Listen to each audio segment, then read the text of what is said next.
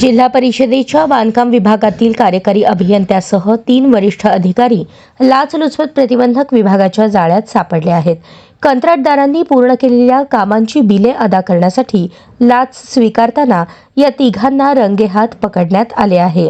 या तिघांना अटक करण्यात आली आहे. अटक करण्यात आलेल्या अधिकाऱ्यांमध्ये कार्यकारी अभियंता बाबूराव कृष्णा पवार वय 57, उपअभियंता दत्तात्रय भगवानराव पठारे वय 57 आणि कनिष्ठ अभियंता अंजली प्रमोद बगाडे यांचा समावेश आहे.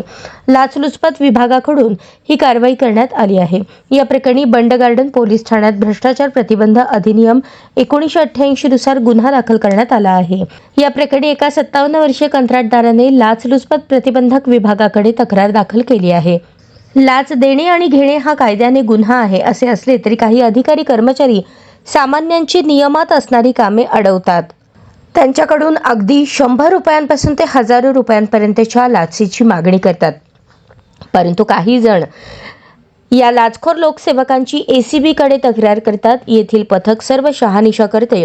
त्यानंतर मग पडताळणी करून सापळा लावतात आणि लाच घेताच त्याला पकडतात. गेल्या काही दिवसात ACBने कारवाया करून अनेक मासे गळाला लावले आहेत. शासकीय कार्यालयात काम करताना सर्वसामान्यांकडून कुठल्याही प्रकारची मागणी करू नये असे स्पष्ट निर्देश आहेत.